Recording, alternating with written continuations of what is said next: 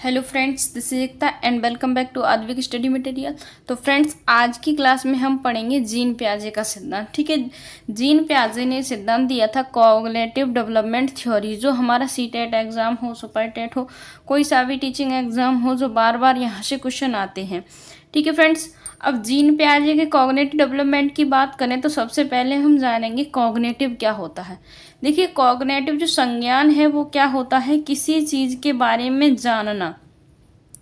किसी चीज़ के बारे में जानना ही क्या है, हमारा कॉग्निटिव है। ठीक है, सबसे पहले बात आती है संज्ञान की कि संज्ञान क्या है, किसी भी चीज़ के बारे में जानना। ठीक है, वही क्या होता है, कॉग्निटिव होता है, संज्ञान होता है। अब जीन पियाजे की हम बात कर लें तो जीन पियाजे जो सुपर टेट में क्वेश्चन ऐसे पूछा जाता है, जीन पियाजे कहाँ के मनोवैज्ञानिक थे, तो स्विट्जरलैंड के मनोवैज्ञानिक थे। सी टेट में ऐसा नहीं पूछा जाएगा, सुपर टेट में ऐसा आता है। देखिए, जीन पियाजे जो है वो स्विट्जरलैंड के मनोवैज्ञानिक थे।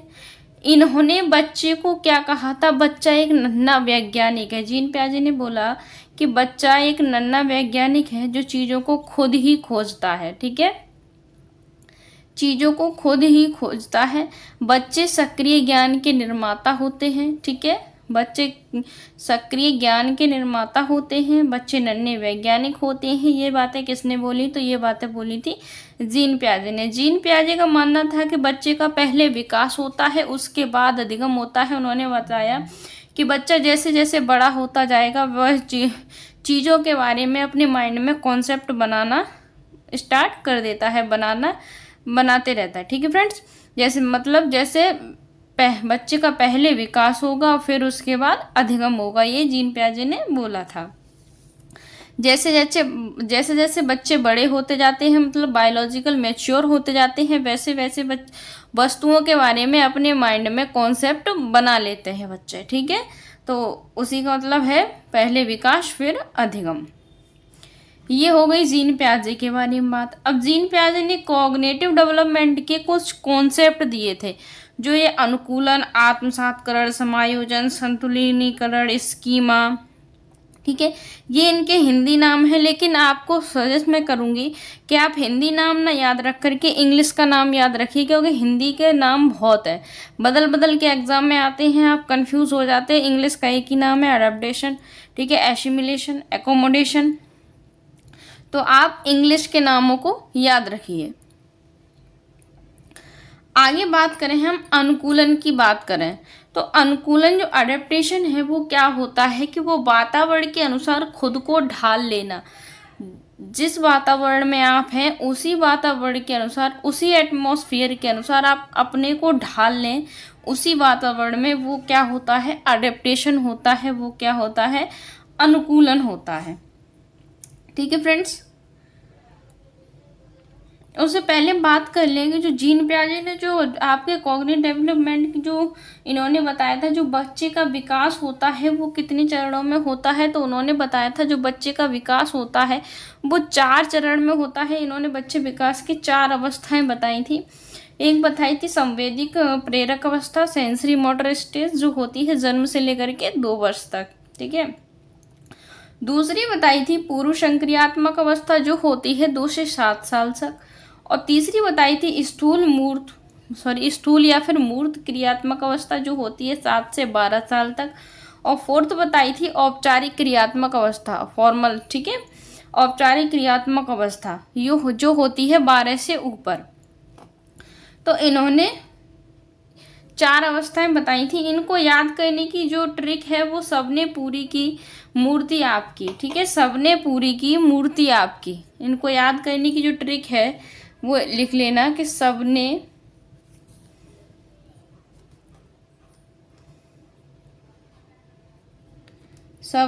पूरी की, मूर्ति आपकी।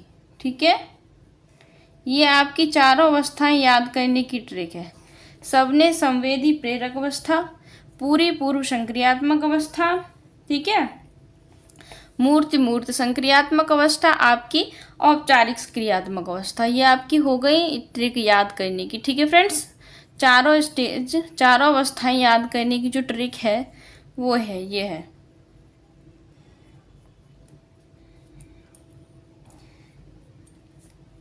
आगे बात करें हम आत्मसात्करण की। देखिए आत्मसात्करण को इंग्लिश में बोलते हैं हम एसिमिलेशन। एसिमिलेशन क्या होता है? पूर्व ज्ञान को नए ज्ञान के साथ जोड़ लेना। मतलब जो आपके माइंड में पहले से जानकारी है और उसमें नई जानकारी और जोड़ लेना, वो क्या होता है? हमारा एसिमिलेशन। ठीक है, उसमें नए ज्ञान को और जोड़ लेना, नए ज्ञान को ऐड कर लेना पूर्व ज्ञान के साथ। जो आपका पहले की नॉलेज है उसमें नई नॉलेज और ऐड कर लेना, वो क्या होता है? हमारा एसिमिलेशन।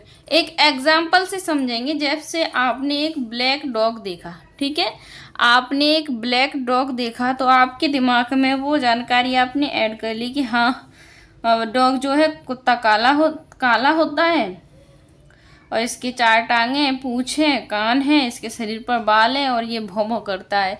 तो आपके दिमाग में वो क्या बन गया? एक स्कीमा बन गया। ठीक है, तो आपके दिमाग में कुत्ते को लेकर के जो जानकारी है वो क्या है? स्कीमा है। तो आपने एक थोड़ी देर में ही आपने दूसरा कुत्ता देख लिया, वो है सफ़ेद कलर का। तो आपने क्या कहा कि वो भी भौं भौं कर रहा है, उसकी भी 4 टांगें, उसकी भी पूँछ है, ठीक है, कान है, उसके शरीर पर भी बाल है। तो आपने क्या किया कि कुत्ता काला भी हो सकता है, कुत्ता सफ़ेद भी हो सकता है। आपने काले कुत्ते के साथ भूरे कुत्ते को भी, सफ़ेद कुत्ते को भी ऐड कर लिया। कुत्ता किसी भी कलर का भी हो सकता है। ठीक है, तो जो आपका पहले का ब्लैक कलर वाले का कुत्ते का जो ज्ञान था, उसी में आपने सफ़ेद कलर वाले कुत्ते को ज्ञान को जोड़ लिया। तो ठीक है, पूर्व ज्ञान के साथ नए ज्ञान को जोड़ना ही क्या होता है? आपका एसिमिलेशन। ठीक है, बात समझ में आ गई होगी। अब नेक्स्ट की बात करें हम समायोजन की। ठीक है, समायोजन की बात करें, इसको बोलते हैं इंग्लिश में एकोमोडेशन। इसको इंग्लिश में बोलते हैं हम एकोमोडेशन। एकोमोडेशन में क्या होता है कि पूर्व ज्ञान में संशोधन करके नई जानकारी जोड़ना। इसमें क्या था कि पूर्व ज्ञान में ही संशोधन नहीं करना है, उसमें नई नॉलेज को और ऐड कर लेना है। लेकिन इसमें क्या है कि जो आपका पुराना ज्ञान है उसको बदलना है, उसको परिवर्तन करना है और उसमें नई जानकारी को जोड़ना है, उसको चेंज कर लेना है। ये क्या होता है? एकोमोडेशन। अब आपने पहले ब्लैक कुत्ता देखा, सफ़ेद कुत्ता देखना, फिर आपने क्या किया कि सफ़ेद बिल्ली देख ली या फिर काली बिल्ली देख ली। ठीक है, सफ़ेद बिल्ली देख ली आपने देखा कि उसके भी 4 पैर हैं, पूँछ है, कान है, शरीर पर बाल है, लेकिन वो भौं भौं नहीं कर रही है, म्याऊं म्याऊं कर रही है। तो आपने क्या किया कि आपने जो आपका आत्म एसिमिलेशन था, तो उसमें क्या किया? आपने संशोधन कर लिया। संशोधन कर लिया तो वो क्या हो गया? एकोमोडेशन हो गया। वो क्या हो गया? एकोमोडेशन हो गया। ठीक है, यही होता है आपका समायोजन। पूर्व जो आपका पहले पता है उसमें आपको सुधार कर लेना ही क्या होता है? एकोमोडेशन। ठीक है, नई जानकारी को जोड़ लेना ही क्या है? एकोमोडेशन। आगे बात करें हम संतुलनीकरण की, हम बात करें इक्विलिब्रेशन की बात करें, तो ये क्या होता है? बच्चा आत्मसात्करण और समायोजन के बीच संतुलन बनाता है। एसिमिलेशन और एकोमोडेशन, इन दोनों के बीच में बच्चा क्या करता है? संतुलन बनाता है। इसी को क्या बोलते हैं हम? इक्विलिब्रेशन बोलते हैं, संतुलनीकरण बोलते हैं। दोनों एकोमोडेशन और एसिमिलेशन के बीच में बच्चा संतुलन बनाता है। आगे बात करें हम स्कीमा की। ठीक है, आगे बात करें हम स्कीमा की।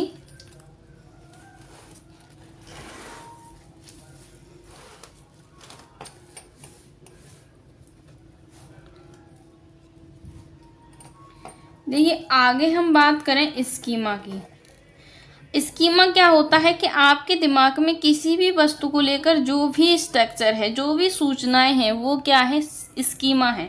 अभी मैंने क्या बताया था कि आपने कुत्ता देखा, ब्लैक कलर का है, तो उसके 4 टांगे हैं, पूँछ है, ठीक है, कान है, 2 भौं भौं करता है। वो आपने जो चीज़ें उसके अपने दिमाग में जो सूचनाएं एकत्रित की, वही क्या था? वो स्कीमा था।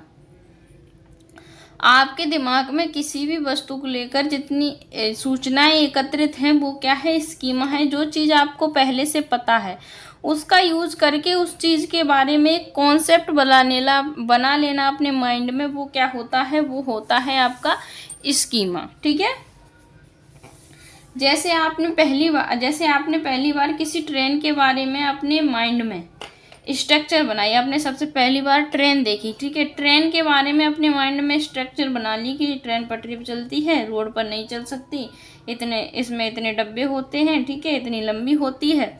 ये आपने उसके बारे में क्या बना लिया, एक स्कीमा बना लिया। आपने उसके बारे में स्कीमा बना लिया। जैसे आपने घोड़ा देखा, उसके 4 टांगे होती हैं, सफ़ेद कलर का होता है, पूंछ होती है, कान होते हैं। फिर क्या किया कि आपने गाय को देख लिया, तो आपने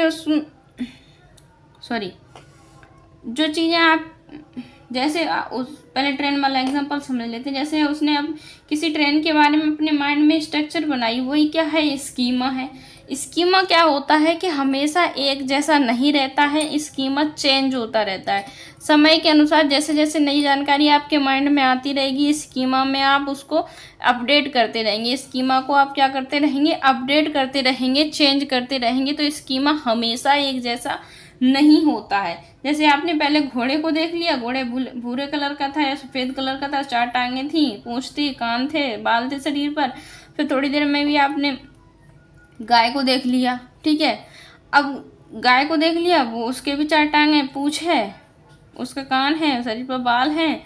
लेकिन आप वो जो घोड़ा है और गाय के बीच में जो आपने चेंजिंग, जो पहले आप समझ रहे थे ये घोड़ा है, ठीक है, फिर उसके बाद आपने गाय को देखा, तो स्कीमा को क्या किया आपने, आपको पता चला कि ये घोड़ा नहीं है, ये गाय है। तो स्कीमा को क्या किया आपने, अपडेट किया, उसको चेंज किया।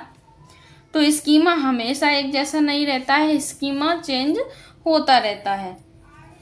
आगे बात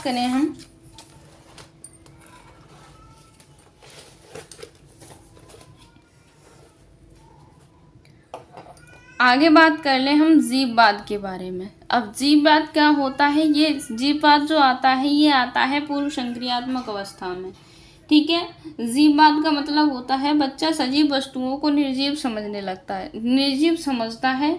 ये होता है पूर्व संक्रियात्मक अवस्था में, जिसमें बच्चा की एज जो होती है वो होती है 2 से 7 साल के बीच में जिसकी एज होती है, वो निर्जीव चीज़ों को सजीव समझता है, ठीक है। जैसे बच्चा ज़मीन पर गिर गया और वो रोने लगा, उसकी मम्मा आई, उसको ज़मीन को पीट दिया ऐसे करके, ठीक है, तो वो बच्चा जो है चुप हो जाएगा, वो समझेगा कि हाँ ज़मीन को भी पीट दिया, धरती को भी पीट दिया, अब हम चुप हो जाएं, ठीक है। वो तो धरती को क्या समझ रहा है, सजीव समझ रहा है, ठीक है। बच्चा अपनी डॉल को क्या करेगा, बच्चा अपनी डॉल को खाना खिलाएगा, ठीक है। वो डॉल को क्या समझ रहा है, निर्जीव समझ रहा है। बच्चा डॉल को लेके बैठ जाएगा, अपनी डॉक्टर वाली किट को भी लेके बैठ जाएगा और बच्चा उस डॉल को दवा खिलाएगा। वो बीमार है, कहेगा ये बीमार है, इसको दवा खिलाओ, ठीक है। तो वो डॉल को भी क्या समझ रहा है, वो सजीव समझ रहा है। तो ये क्या है, तो ये है जीववाद। आगे बात करें हम ईगोसेंट्रिज्म के बारे में। तो ईगोसेंट्रिज्म क्या होता है कि बच्चा जो कर रहा है वो समझता है वही सही है, दुनिया उसके इर्द गिर्द घूम रही है और सब गलत है, वही सही है। जो वो सोच रहा है, जो वह कर रहा है वही सही है, बकाया सब गलत है। उसको ही वो समझता है कि मुझे ही सब देख रहे हैं, दुनिया उसके इर्द गिर्द है। जैसे बच्चा अपनी माँ, कोई भी बच्चा उसकी माँ के गोद में आके बैठ जाए तो वो रोने लगता है, अपनी माँ के गोद से उसको उतार देता है। ये क्या है, ईगोसेंट्रिज्म, ठीक है, अहम केंद्रित। आगे बात करें हम अपलटावी की। अपलटावी जो है ये भी किस में आती है, तो ये आती है पूर्व संक्रियात्मक अवस्था में, ठीक है, प्री ऑपरेशनल स्टेज में ये आती है। इसमें क्या करता है कि वस्तुओं, समस्याओं, संख्याओं को बच्चा उलट पलट नहीं पाता है। उसके पीछे जो वो जोड़ घटा गुणा तो कर लेता है, लेकिन उसके पीछे जो छिपे हुए नियम होते हैं उनको बच्चा नहीं समझ पाता है, तो वो चीज़ों को उलट पलट के नहीं देख पाता है। यही क्या होता है, अपलटावी होता है। बच्चा 2 into 4 बता देगा लेकिन 4/2 नहीं बता पाएगा। यही क्या है, इरिवर्सिबिलिटी है। आगे बात करें हम संरक्षण के बारे में, कंजर्वेशन के बारे में। बच्चा क्या करता है, कंजर्वेशन, इसमें संरक्षण नहीं कर पाता है। बच्चा क्या करता है कि आप बच्चे को एक पतला गिलास लो, एक चौड़ा गिलास लो, लेकिन उसमें जो लिक्विड है वो सेम दो।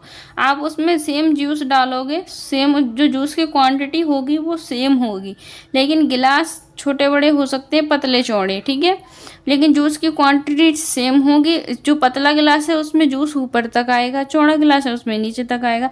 लेकिन बच्चा क्या करेगा, इस अवस्था का बच्चा जो 2 से 7 साल का बच्चा होता है, जो संरक्षण का अभाव होता है, इस अवस्था में बच्चा क्या करेगा, वो पतले गिलास को उठाएगा, क्योंकि वो समझेगा इसमें जूस जो है वो ज़्यादा है, इसलिए वो पतले गिलास को उठाएगा, ना कि चौड़े वाले गिलास को। तो इसीलिए इस अवस्था में क्या होता है, कंजर्वेशन का अभाव होता है प्री ऑपरेशन स्टेज में। तो फ्रेंड्स, आपको वीडियो कैसी लगी ज़रूर बताना, और मेरे चैनल को सब्सक्राइब कर लेना। तब तक के लिए थैंक यू, मिलते हैं नेक्स्ट वीडियो में।